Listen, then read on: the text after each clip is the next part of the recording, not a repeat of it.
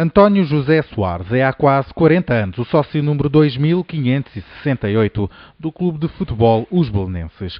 Foi pelas mãos do pai que cedo se apaixonou pelo emblema da Cruz de Cristo. Hoje partilha essa paixão com os próprios filhos.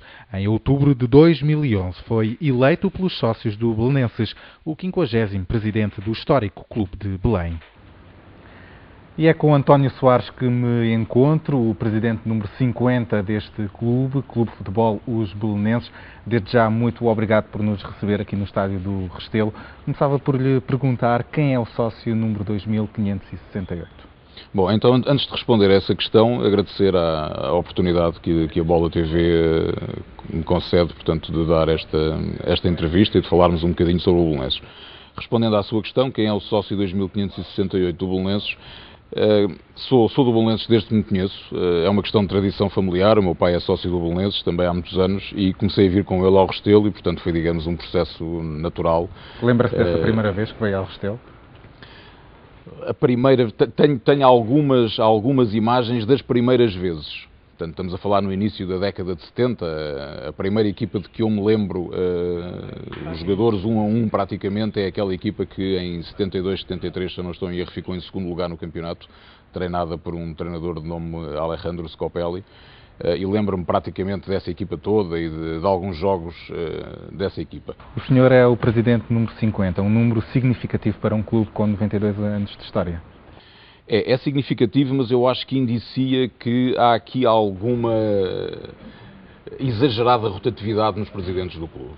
50 presidentes em 92 anos dá uma média de menos de 2 anos por mandato. E eu acho que isso mostra um pouco as dificuldades que têm existido ao longo do tempo em gerir um clube como o Belenenses. Antes de ser eleito o presidente número 50, já era presidente, substituindo João Almeida, mas agora é um presidente diferente, é um presidente eleito pelos próprios sócios, não é? Claro, é diferente, obviamente, não vou dizer que não, portanto até se dá a coincidência de ser o 50º presidente e eu ter 50 anos, e portanto, claro que é diferente. Portanto, eu substituí o Dr. João Almeida, portanto era um presidente substituindo o presidente eleito, portanto é sempre diferente. Desta vez, quer porque sou eleito, quer porque é um mandato de 3 anos, obviamente que é diferente, as responsabilidades aumentam. Não?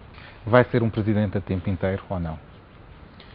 É assim, eu acho que o Belenenses necessita de uma gestão profissional. Portanto, o Belenenses rapidamente tem que caminhar para uma estrutura em pirâmide que tenha um diretor desportivo, que já tem, é a única coisa que tem também, um diretor administrativo, um diretor financeiro, e depois tem que ter alguém no topo, porque também não me parece que seja razoável pensar, e já houve experiências no Belenenses que não funcionaram bem nesse sentido, que o clube possa funcionar com essa estrutura de intermédia e não haver ninguém acima dessa estrutura de diretores intermédios. Essa pessoa pode ser o presidente ou não? Ou não? Veremos. Está disposto a ser essa pessoa? Poderei ser essa pessoa. Remunerado ou não? Sim, claro que se for para exercer o cargo a tempo inteiro terá que ser remunerado, obviamente. Li o seu manifesto, a sua proposta de candidatura para este clube e há vários aspectos em que queria focar. Um deles é em relação aos sócios. Como é que se explica que um clube há cerca de 20 anos tinha cerca de 20 mil sócios e hoje em dia tem pouco mais de 5 mil? Como é que se explica este descrédito dos adeptos e dos sócios do Belém? Deixe-me só corrigir uma coisa que torna o problema ainda mais grave. É que o Belenenses há pouco mais de 8, 10 anos tinha esses 20 e qualquer coisa mil sócios. Portanto, essa debandada é, digamos, um fenómeno recente. Uhum. Hoje em dia não tem 5 mil, estamos a falar em 5 mil sócios com capacidade eleitoral. O Belenenses neste momento tem cerca de 8 mil sócios, mas não deixa de ser uma queda brutal, ou seja, o Belenenses perdeu praticamente 2/3 dos sócios, 60% dos sócios desapareceram e isto é muito grave. E eu acho que isto tem um pouco a ver com o rumo que o clube levou. Ao longo dos últimos anos eu acho que as pessoas se afastaram e eu conheço muitas pessoas, sócios do Belenenses, meus amigos, que vieram comigo à bola, ao futebol durante muitos anos, e que se afastaram. E afastaram-se porque se sentem, diria, desgostosos com o rumo que o clube levou. E, portanto, é esse o caminho. Portanto, numa primeira fase, procurar ir buscar sócios que se afastaram e inclusivamente, afastaram-se há pouco tempo. Portanto, pessoas que deixaram de pagar cotas há pouco mais de um ano. Portanto, tentar ir buscar esses. Relativamente à questão de ir buscar novos sócios, pessoas que nunca foram sócios do Belenenses, temos que lhes oferecer qualquer coisa, obviamente, não é? E essa qualquer coisa passa, no meu entendimento, um bocado por aquilo que poderá ser, digamos, o salto que o Belenenses tem condições para dar, se conseguirmos levar avante, e eu acredito que sim, este projeto de requalificação do complexo desportivo. Já que tocou esse aspecto da requalificação do complexo do Restelo, as piscinas vão ser reabertas ou não? Não. Com toda a franqueza, eu tenho sido muito frontal nessa questão, porque eu era o vice-presidente responsável pelas instalações e pelo património, e confesso que quando tomei posse em julho do ano passado, fiquei assustado, porque o que se passava ali naquele complexo de piscinas colocava em risco a segurança dos utentes. E, portanto, isso era uma situação que, na minha opinião, não podia continuar por muito mais tempo. Portanto, havia ali seríssimos problemas de segurança. As instalações do complexo de piscinas chegaram a um nível de degradação perfeitamente inimaginável. Nós, penso que na primeira Assembleia que fizemos, na primeira Assembleia Geral que fizemos a seguir a termos tomado posse, mostrámos tudo, fotografámos o complexo e os sócios ficaram a perceber o estado em que as coisas se encontravam. E, portanto, não havia alternativa que não fosse fechar as piscinas. Não sei se concorda comigo ou não, o pavilhão Acácio Rosa está obsoleto? Está. Por acaso estávamos há pouco, antes de iniciar a entrevista, estávamos a falar sobre isso. Portanto, o complexo, de uma maneira geral, como eu disse, está degradado e penso que neste momento a situação mais preocupante é precisamente o pavilhão. Portanto, o pavilhão tem problemas e nós tentamos, dentro dos nossos condicionalismos financeiros, responder àquilo que são as exigências mínimas de manutenção, mas há problemas complicados no pavilhão. É verdade, o pavilhão é um pavilhão da década de 70, portanto, estamos a falar de uma estrutura que tem mais de 40 anos e, portanto, sofre os efeitos da idade e da falta de manutenção que teve durante muitos anos. Não é? Vamos agora falar da tão aclamada recuperação financeira. O clube está falido ou não? É assim, falido eu acho que é um termo forte. Se estivesse falido era irrecuperável a priori, não é? Portanto, eu não acredito, ainda não me convenci e acredito piamente que esse não é o caso. Houve má gestão nos últimos anos, não houve? Com toda a frontalidade, eu disse isto durante a campanha eleitoral, aquilo que se passou aqui no Belenenses entre abril de 2005 e até à nossa entrada em meados de 2010 é gestão ruinosa. É de facto um nível de incumprimento com o Estado, com atletas, com treinadores, com empresários, etc., que é difícil de qualificar de outra maneira que não seja assim.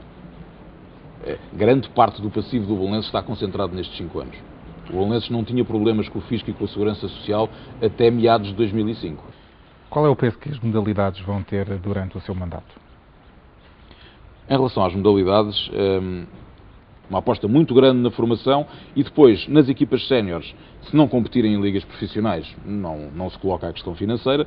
Se competirem em ligas profissionais, terá que haver alguém que aproveite a formação do Belenenses e que potencie uma equipa sénior numa competição em que competem clubes com condições financeiras completamente diferentes das nossas. Há pouco falou na formação. Todos sabemos que a formação é o futuro de um clube.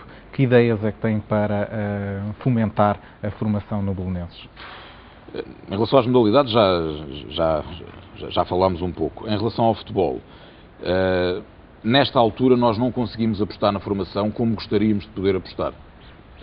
Gostaríamos realmente de poder ter um orçamento que nos permitisse ter uma formação mais forte, com melhores condições de trabalho, com melhores condições para os seus técnicos e para os próprios atletas. Neste momento temos a formação possível e mesmo assim com um registro de grandes dificuldades para cumprir os compromissos.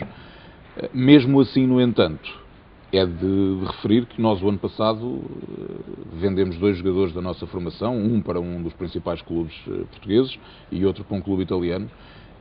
E, portanto, apesar de tudo, dentro de grandes condicionalismos, eu acho que é feito um trabalho muito bom ao nível da formação do futebol e, lá está, mais uma vez aí é fundamental o Belenenses subir de divisão, porque subindo de divisão, com o aumento de receitas, a aposta na formação pode ser, obviamente, maior e muito mais próximo daquilo que nós gostaríamos que fosse. Como é que lida com a tristeza dos adeptos que falam em revolta quando veem os jovens vestidos com a camisola do AC Milan dentro do estádio do Restelo? Eu gostava que os adeptos e os sócios do Belenenses percebessem que esse é um sentimento que eu também tenho, obviamente. Não vou esconder isso. Eu não vou dizer que sou sócio do Belenenses há 39 anos e que o meu sonho de criança era ter aqui atletas a treinar com uma camisola que não a camisola da Cruz de Cristo. Agora, temos que entender os condicionalismos existentes e quais eram as alternativas. E, portanto, nesse contexto, eu acho que, apesar de tudo, mesmo não sendo, como eu disse, o meu sonho de criança, é um mal menor ter... Porque, no fundo, basicamente, é a única coisa que distingue do passado, é ter os miúdos a treinar com a camisola do Milan, porque eles jogam com a camisola, em jogos oficiais jogam com a camisola do Belenenses. Portanto, eu acho que há aqui um conjunto de contrapartidas que compensam largamente o facto de nós olharmos ali para o relevado e termos lá os miúdos a treinar com a camisola do Milan, mas temos que pensar que eles são atletas do Belenenses e que estão a treinar com a camisola do Milan porque é uma parceria que temos com uma instituição que nos está a ajudar a ultrapassar uma fase difícil. Não é? Para acabar, a sua frase durante a candidatura foi orgulhosos da história, confiantes no futuro. Como é que vê o Belenenses daqui a 3 anos? Eu acho que 3 anos é um prazo curto ainda para pensarmos em grandes alterações. No entanto, obviamente... Qual é o melhor prazo para si, então?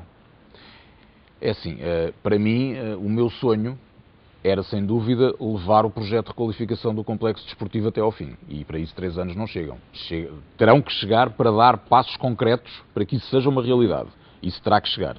Agora, chegar aqui um dia ao Restelo e ver, já não digo um estádio novo, porque esse é também um dos nossos desígnios, um dos nossos objetivos. Este estádio, por muito bonito que seja, tem problemas de conforto, de funcionalidade, de segurança, típicos de um estádio com a idade que este tem. Claro. E, portanto, eu não nego que era sem perder esta vista maravilhosa que estamos aqui a desfrutar, sem perder uma arquitetura semelhante a esta, mas era importante para o Belenenses ter um estádio moderno e funcional. Mas isso eu acho que é para uma segunda fase.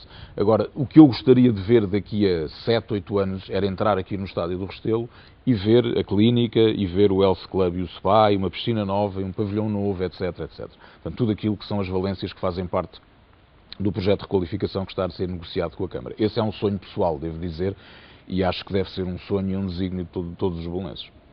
Sr. Presidente, mais uma vez agradeço por ter-nos recebido aqui no Restelo. Obrigado. Foi um prazer e obrigado da nossa parte.